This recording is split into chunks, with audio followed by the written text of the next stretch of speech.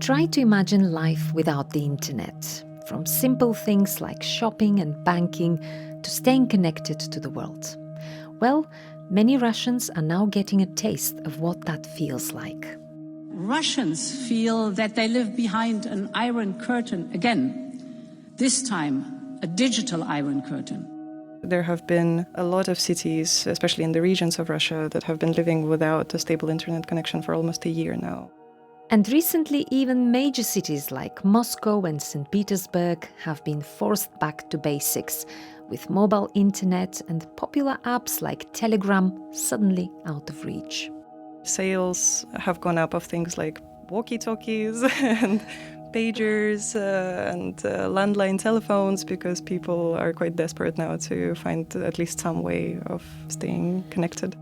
This touches every part of the country's life, and the costs are already starting to show. According to one estimate, 1 hour of full internet outage costs around $25 million related to digital services like, say, e-commerce or delivery.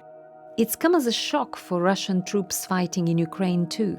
Senior level officials, they might have this idea that the Russian military are able to operate independently of public messaging apps, but that is just simply not the case. So why are the authorities doing it? Once again, as it's often the case with Russia, ideology is part of the answer. Putin himself famously doesn't use the internet and seems to regard it as some kind of American Defense Department ploy to control people. In this episode, we explore the reasons behind the Kremlin's push to isolate the largest country on Earth from the global internet. And we unpack the political, economic and military implications of the tightening of Russia's digital borders.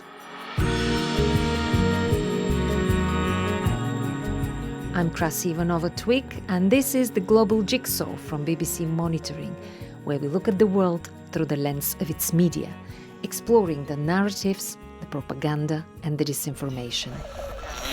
Радио Tehran. Мы не вторгались на территорию Украины. Western countries are not the international community. That era has finished. 조중 두당 두 나라 최고 영도자 동지들께서는 What is the Russian word for shutdown? Just shut down? Yeah, I guess, which is strange because it's a much more Russian phenomenon than English one. Shut down. Shut down.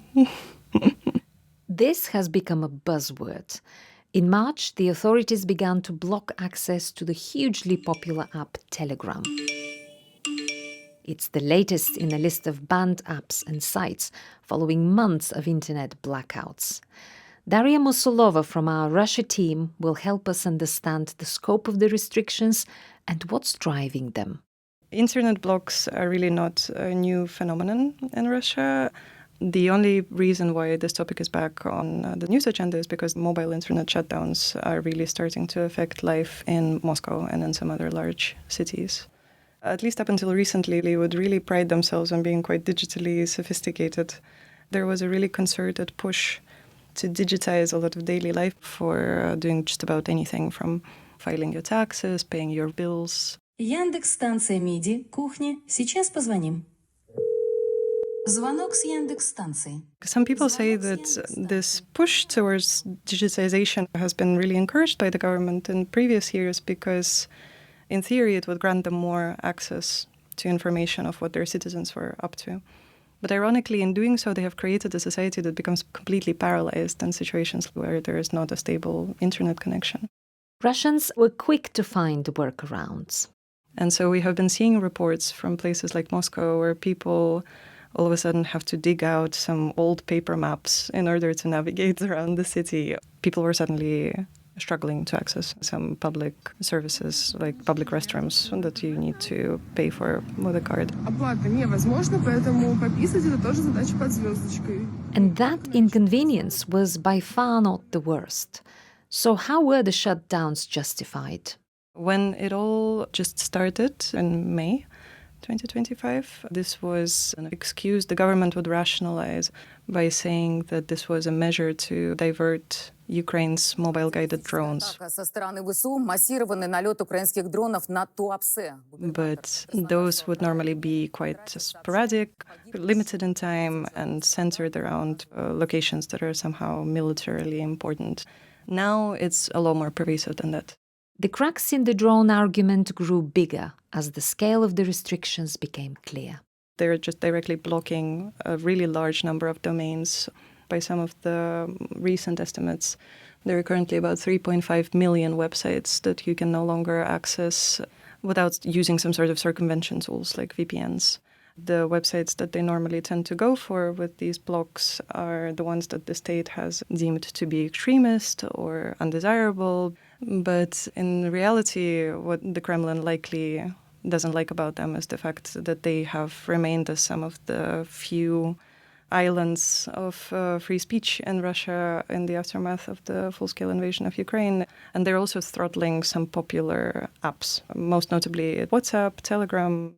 This brought to mind the proverbial kill switch we discussed in our previous episode about Iran's internet blackouts. And it's not one button, but a whole set of levers that can be pulled periodically to increase the pressure. And they've been doing that on and off for years now. They've been going after VPN providers, taking them down off of app stores, blocking access, putting a price tag on a certain number of gigabytes. If you use a VPN for looking up restricted websites, which is what people use the VPNs, there are fines. Videos have been surfacing online where people get stopped in their cars by Russian law enforcement officers who ask them to just pull up their phones and show what's on them in case there is any forbidden content or VPN services. The older generation can go analog, back to paper maps and landline calls, but not so easy for young people for whom being online is second nature. People of my generation have made fun by saying that young people are concerned about spending so much time online and consuming so much of AI-generated slop and the effects on their brains. Москвичи разделились на два лагеря в вынужденном цифровом детоксе. This is finally the digital detox that everyone has been waiting for so long, that now you can finally spend your time talking to real people, reading a book or something. But of course, this is all just a way to make light of a situation. So what exactly is the vision the authorities have in mind, assuming there is one? This national super messenger that the Kremlin came out with called Max, which is an app that is modeled on China's WeChat. It integrates services from messaging to online banking. It has access to some government portals. Very similar structure to Telegram in that it also has channels. You can have your own blog on there. The core difference is that it is not encrypted. In its user agreement, there is a specific clause that says that the app has permission to share data with law enforcement groups. But the way people have been joking about it is basically saying that talking on Max is essentially the equivalent of asking an FSB officer to pass something on to your friend. As people memify this whole situation, there have been a lot of really funny clips about this one guy saying the only thing left to do is pigeon mail, and essentially sends a bunch of pigeons off into the air. Поэтому что остается? Только голубиная почта. Ловите, обучать. Or people resorted to trying to communicate with each other through this electronic cat feeder that had an intercom installed in it, because that's all you can do now. So Russians are taking it with a dose of humor. But beneath the jokes, there is nervousness. Some of the more prominent sources of criticism have come from businesses, especially your small and medium-sized enterprises that don't necessarily have the capacity to hedge against additional shocks like this. If you're a shop, you cannot service your clients anymore because you can't accept bank cards. All of your logistics are thrown off without internet. Internet service providers and mobile operators have been losing a lot of traffic.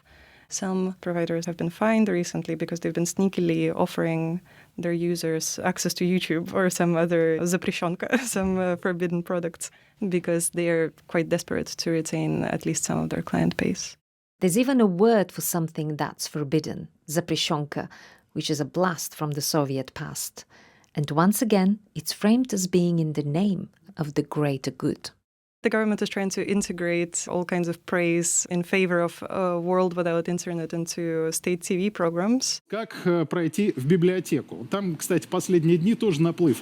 Ну, красиво, интересно, книжки там, оказывается, а еще можно познакомиться. Choirs of little Russian children singing songs about how great it is that finally there is no internet because now, at last, we can play badminton.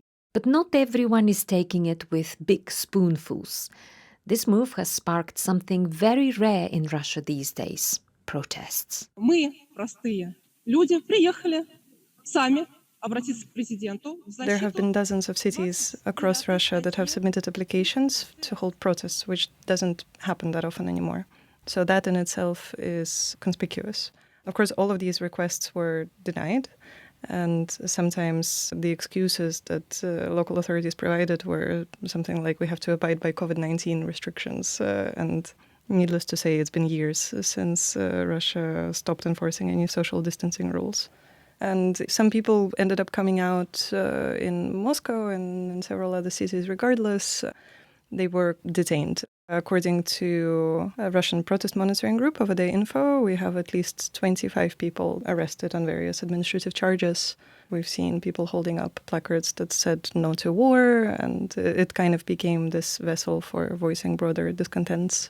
Public discontent might have slipped under the radar had it not been for a female lifestyle blogger who made a direct appeal to President Putin. Я считаю, что должна быть пересмотрена и наказана. Victoria Bonya is this celebrity well known for her appearances on the Russian version of Love Island. Now she lives in Monaco and runs quite a popular blog.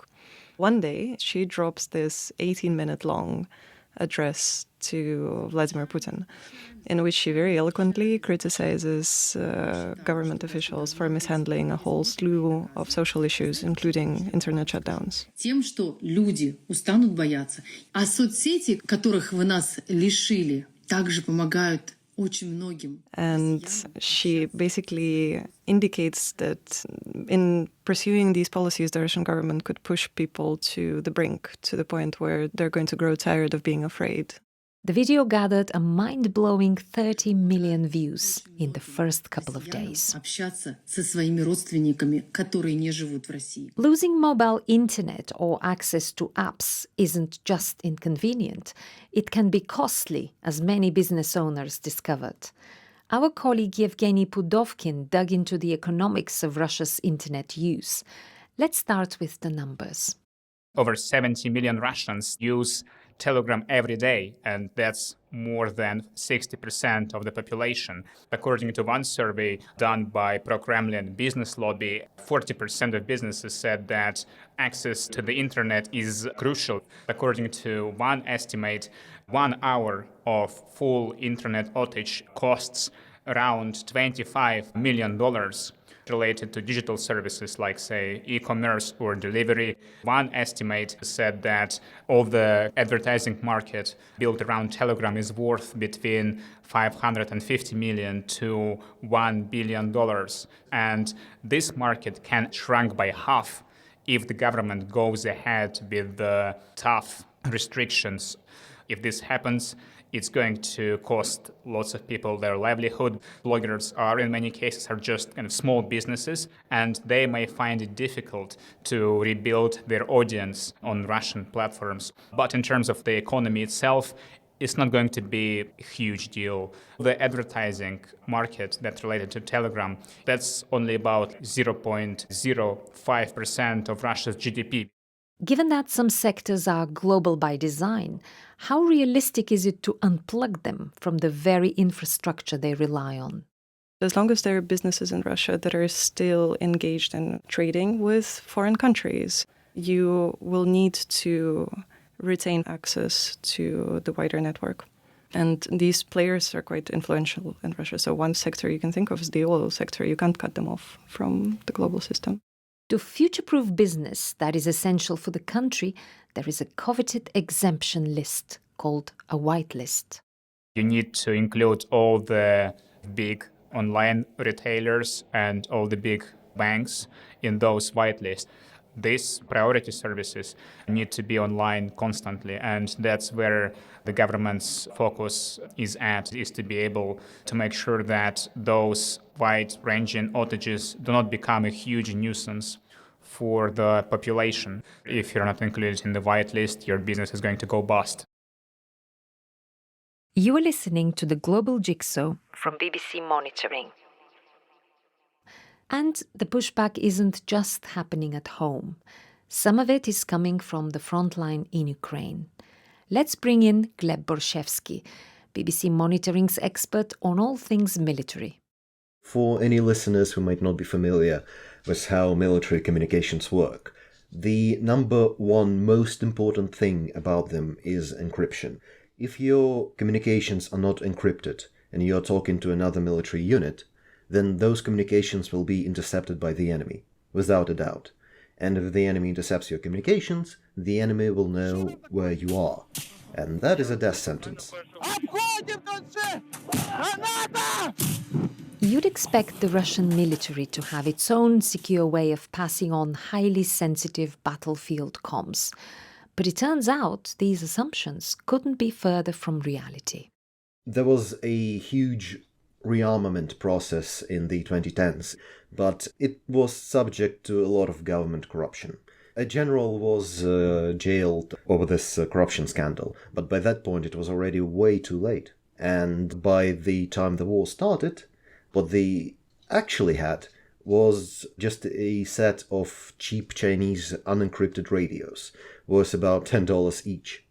Using those in a military context was very much a bad idea. The soldiers on the ground had to turn to something that they had known to be a secure messaging platform. Something they knew had encryption, they knew worked even in bad internet conditions, and that was Telegram. So Telegram, this is an app designed for public use, and it became the lifeline for the Russian military. Yes, absolutely. But that begs the question, the commanders know this. So the blocking of Telegram, the lifeline, then how did that come about? See, you say the generals know this. I would not be so sure about that, because the Russian military is infamous with how corrupted the reports get from the ground by the time they reach higher command. It is widely believed that Putin does not actually know what is going on in the war. Как известно, под наш контроль уже несколько недель назад перешел город Купянск. Higher senior level officials, they might have this idea that the Russian military actually does have all of those secure communications, that they are able to operate independently of public messaging apps. But that is just simply not the case. Modern warfare is essentially drone warfare. The way drone warfare works is that spotters and air defense systems try to take down as many drones as they can, and then they report the drones that they did not manage to take down to the echelons that are located behind them. And then they take down as many as they can, and they report to the groups behind them, and so on and so forth. This process was done on Telegram, but without that, groups simply cannot tell each other how many drones are left incoming. Ukrainian drones are flying very, very deep into Russian territory. In no small part, this is because Russia simply cannot take them down. This isn't just because Telegram was blocked. Russia does not have the proper radar equipment, the proper electronic warfare equipment, but blocking the only reliable means of communications, it certainly did not help. So does the Kremlin's line that the mobile internet shutdown helps countering the drone threat hold water? Internet is being blocked, but somehow drones are still flying. Drones are still hitting their targets. The question is, why? How are these drones operating independently from the Russian internet? There are speculations amidst Russian war bloggers. We do not have any reliable evidence for this, but many are now saying that Starlink is now operating in some Russian regions. Obviously, Russians cannot connect to it, but what can connect to it is Ukrainian drones. Starlink is Elon Musk's satellite-based provider of mobile internet, which played a significant role in the war in Ukraine. Starlink was initially supplied for Ukrainians. Now, the thing is, there are so-called grey terminals that were used by both sides. Telegram was key to Russian operations in Ukraine, but Telegram still requires an internet connection, right? In February, Starlink cut off Russians from access to its services, and now Russians are back to using Wi-Fi extenders. They are laying fiber optic cables through the battlefield, and they are using Russian satellite internet, which is not very good. That's why the move to block Telegram triggered pushback from a cohort normally aligned with the Kremlin. We think that Telegram is being throttled because it hosts a lot of independent opposition voices. But the majority of the channels that are really popular there are run by some of the key propagandists like Solovyov or some military bloggers. It is one of the very, very few cases where you will see generally pro-Kremlin and pro-war voices go so radically against the Kremlin. War bloggers are complaining that the war effort is now also impacted financially, because a lot of the equipment that the Russian troops are getting on the front lines isn't actually provided by the defense ministry. It is provided through crowdfunding for basically everything, from drones to medkits to body armor.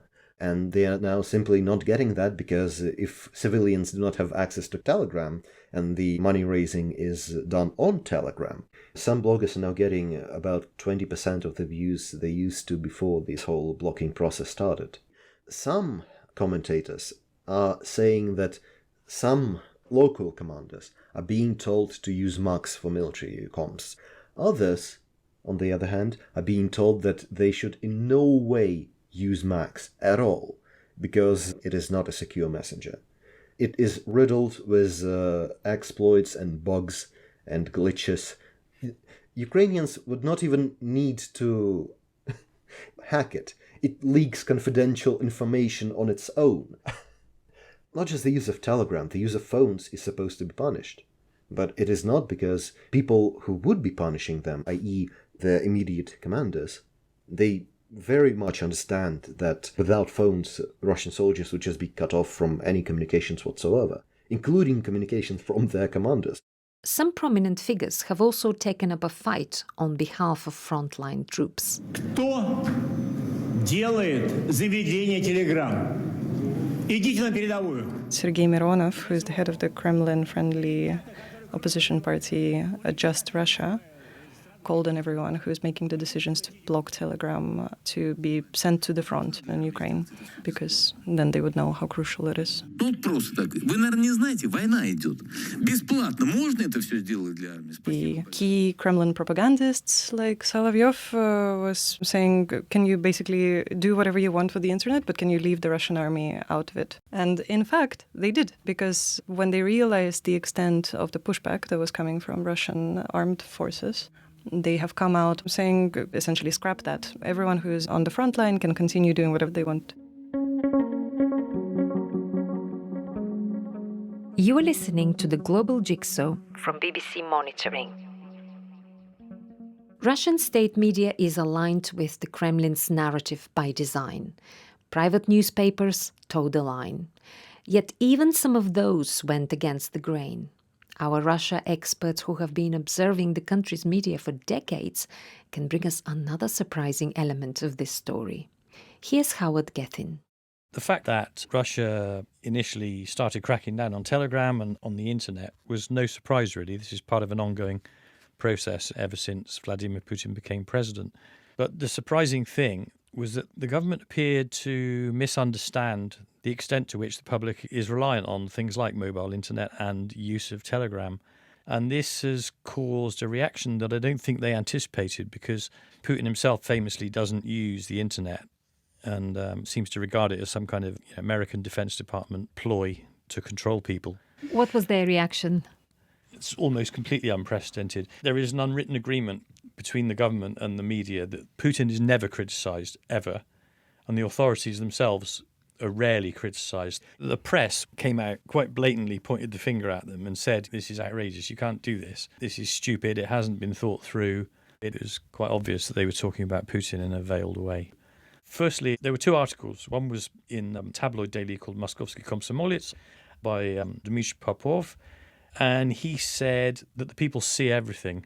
They think we're like little kids who are too small and brainless to be trusted, and that the number of incomprehensible bans this year is already off the scale. And again, no sane explanations.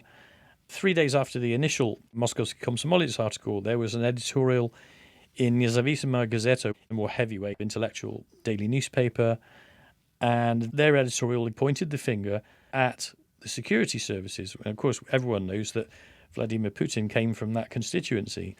And they delivered quite a broadside. The article said the interests of the security services should not prevent the development of a fundamental factor of production, namely the internet. The Russian state apparatus and law enforcement like to make their lives easier by limiting the freedoms and conveniences of citizens where possible. Even more unusual was the disapproval that came from within the Kremlin's political elite.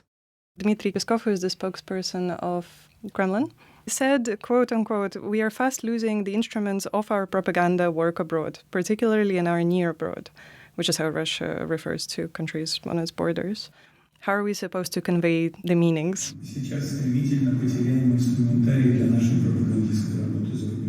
It's worth noting that Peskov actually used the word propaganda himself. Maksud Shadaev, the Minister for Digital Transformation, publicly said that he would not like for foreign services to kind of disappear and to be completely blocked. Alexander Shokhin, representative of the Russian largest business lobby, recently complained directly to Vladimir Putin that businesses and citizens are very much affected by those disruptions. Ограничение мобильного интернета, что усложнило жизнь бизнесу и гражданам. And this is a reputational blow to the Russian government. So many people in the establishment have been actually directly affected themselves. This is why there's such widespread opposition, because it isn't just the Kremlin against the public. There's a whole gamut of people in between those two, like governors. Despite the suddenly raised eyebrows, the latest internet restrictions seem to fit into an idea that's been around for a very long time. RUNET, when it first came into being, which was in 1994, it was simply a way to designate this cluster of websites that were in the Russian language and aimed predominantly at Russian-speaking audiences. When we refer to RUNET today, we're more likely referring to these efforts by the Russian government to establish a more self-contained national internet infrastructure. And some of the first signs people can trace back to maybe 2012. Кажется, результат. Закон принят. There was an amendment to the specific law for, quote-unquote, protecting children from harmful information online. The first proposal to introduce internet blacklists. Originally, it was just content that was overly violent or glorified drug use, but soon enough they have added that propaganda of so-called non-traditional sexual relations was also considered harmful for children. And they have then relied on this to censor a lot of LGBT content. За 397, против нет, воздержавшихся нет. Коллеги, поздравляем. In 2019, Russian lawmakers passed the Sovereign Internet Bill. And that essentially aimed to route all of Russia's internet traffic through the specific points that were directly controlled by the Russian authorities.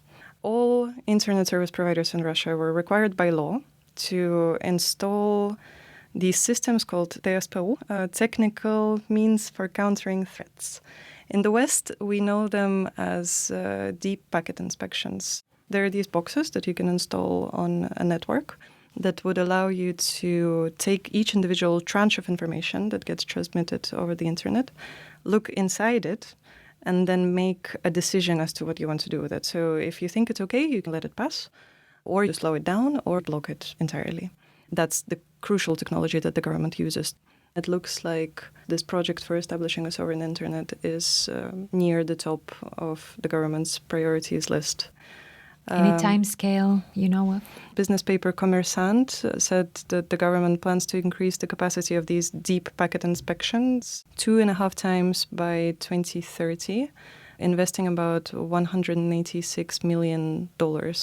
This reflects this idea of Russia to be a superpower, the idea that Russia needs to create its own internet infrastructure is taking hold. Россия добилась полного цифрового суверенитета. To make sure that Russian services is the only game in town, and over time it hopes to be able to bring the vast majority of the population into its own ecosystem.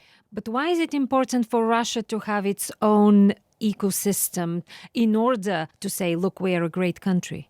What Russia is saying is that who is going to earn the kind of commission on these transactions that Russians are doing, that all the revenue that is made in Russia stays in Russia. By onshoring all this internet activity, you have more engineers based in Russia and making more money as a result of servicing this infrastructure. You have more jobs, you have more competences, and the government also gains more control over what's going on within its borders.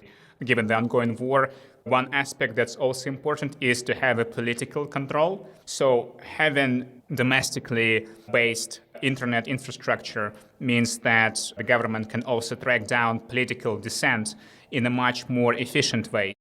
In a nutshell, more money stays in Russia and the government gets tighter control over the online space. It's beginning to look like China. China has very much a superior software, digital service capacity, and its Great Firewall has been around for about as long as Putin has been in power.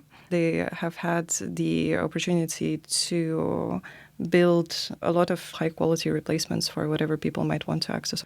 Russians, on the other hand, have already gotten used to things like YouTube and WhatsApp, and now they will have to give up these conveniences in favor of maybe some domestic alternatives that are quite undercooked.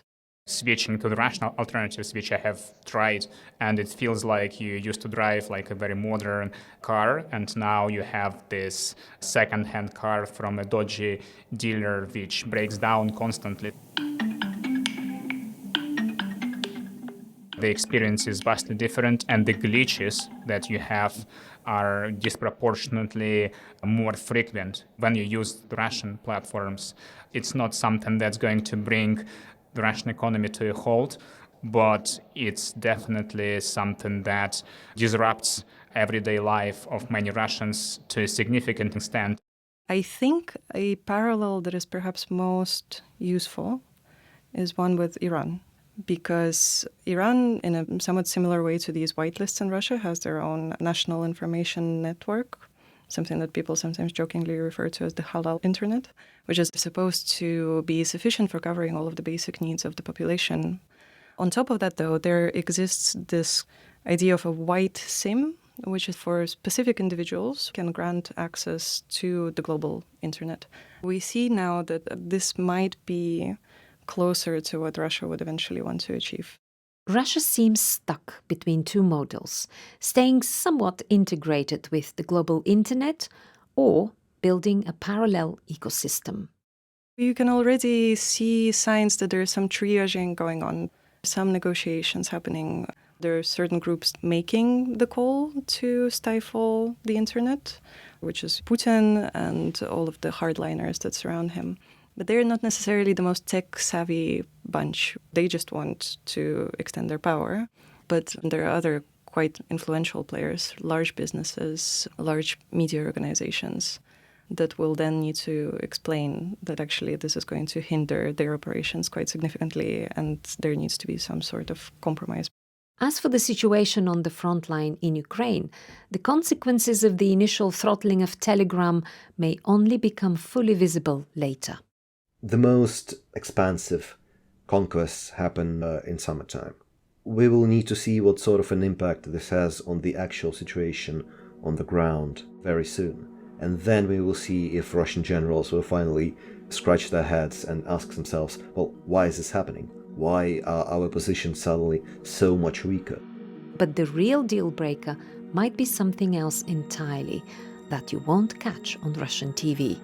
Bloomberg reported that the authorities are actually considering rolling back some of this clampdown on Telegram, precisely because various polls have shown that Putin's ratings have actually quite sharply dipped, and this has been directly linked to the situation with Telegram. This is the first time I can remember in a very long time that the Kremlin, it looks like they have to consider public opinion.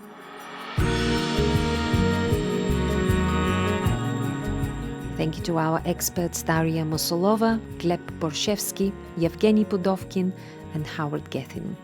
This program was mixed by Nigel Dix and produced by the Global Jigsaw podcast team, exec producer Krista Shattery, and presenter me, Krasi Ivanova-Twig.